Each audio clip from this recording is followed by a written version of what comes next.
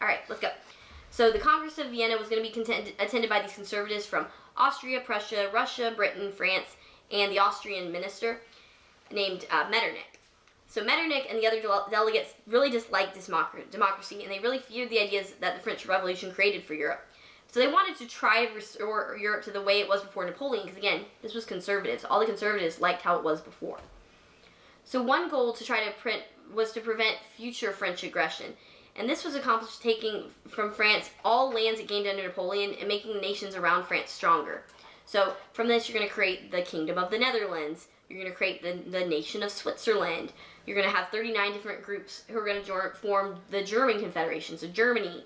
They're going to create the Sardinia was going to be merged with Genoa, and that a buffer zone is going to be created between France and all these major European powers. So again, kind of similar to the Treaty of Paris and like the end of World War II, how they created all these different nations out of Germany and that big German empire. They're going to do the exact same thing with France. And so another thing they're going to do is try to restore monarchs to power in Europe. So they're going to restore kings in France. So there's still a king in France at this point. They put a king in Portugal, king in Spain, and then a lot of these different Italian and German states. So one thing they also do is they form this thing called the Concert of Europe, which was this alliance between all of these different countries trying to maintain peace and stop future revolutions from happening. And these decisions that are going to be made at the Congress of Vienna really pretty much maintained peace in Europe for about 40 years, pretty much until the end of the 1800s and the start of World War I. But at the same time, the Congress of Vienna, it didn't make the liberals or the radicals happy because, again, you're just restoring monarchs. You're just bringing it back to what it was. That restoration of kings is going to lead to a real increase in demand for democracy in Europe.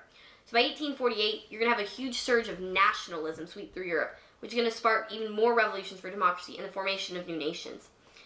One important effect, though, of the Enlightenment, French Revolution, and the conquest of Napoleon was that growth of nationalism.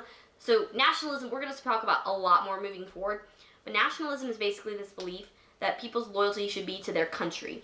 So no matter what, it shouldn't be to a king, it shouldn't be to an empire. Your loyalty should be to your people and your culture that you share a common goal with. So from the end of the Congress of Vienna in 1815, pretty much to the outbreak of World War I in 1914, nationalism is going to play a huge role in Europe. And so nationalism is going to inspire new demands for democracy, like France in 1848. And nationalism is going to inspire calls for independence from weakening empires. Like Greece is actually going to eventually separate from the Ottoman Empire we've talked about before.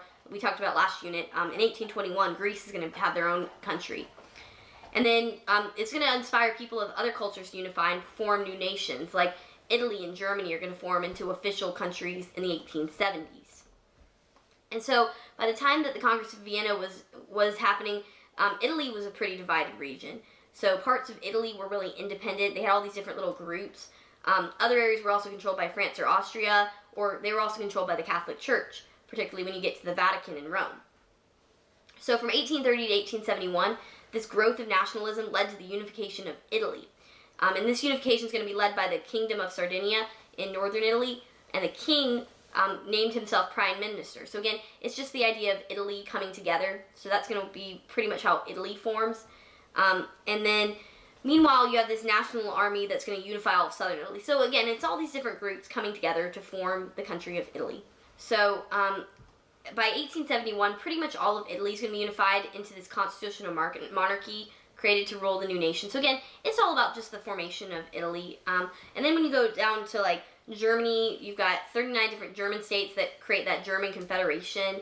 You've got Austria, who dominated those German states, but the empire was really weakening. Prussia used this really powerful army to lead to the unification of Germany, and pretty much all these different little groups are going to come together, and that's going to be what forms Germany. Because by the time of 1815, Germany was pretty divided, and it took all these different people coming together to create Germany. So you also had this guy named Otto von Bismarck, which we're going to talk about him a lot more when we get to World War I. He's going to use a lot of different politics to unify Germany under this Prussian rule, and he's going to basically be the leader of Germany. So to unify Germany, Bismarck's going to lead Prussia into a series of wars. And during these wars, Prussia is going to fight with Austria to unify northern Germany under their control. And in 1867, Bismarck's going to have the Franco-Prussian War to convince Catholics in southern Germany to unify with Prussia. So these wars are going to lead to a lot of conflict in Germany. and Prussia, which is kind of this eastern area. And eventually it's just going to form Germany. And he's going to do this through this thing known as blood and iron. So big thing in Germany in World War I is this idea of blood and iron. It's starting that idea of nationalism, of really caring about Germany as a country and as a group of people. These ideas are what's actually going to start to lead to the ideas in World War I and World War II. This idea of that German nationalism, that German self-righteousness. So by 1871, all the major European nations were formed, and from about 1815 to 1871, a lot of major power shifts occurred. So you had a lot of balance between these different European nations, and eventually you're going to have a switch to who's the most powerful. So before the French Revolution, France was definitely the most powerful country in all of Europe. But by 1871, really Britain and Germany are going to become the most powerful nations, both military and economically. And we'll get to all of the rest of what happens to Europe after that once we get to World War I. But I'll see you guys next time. Bye!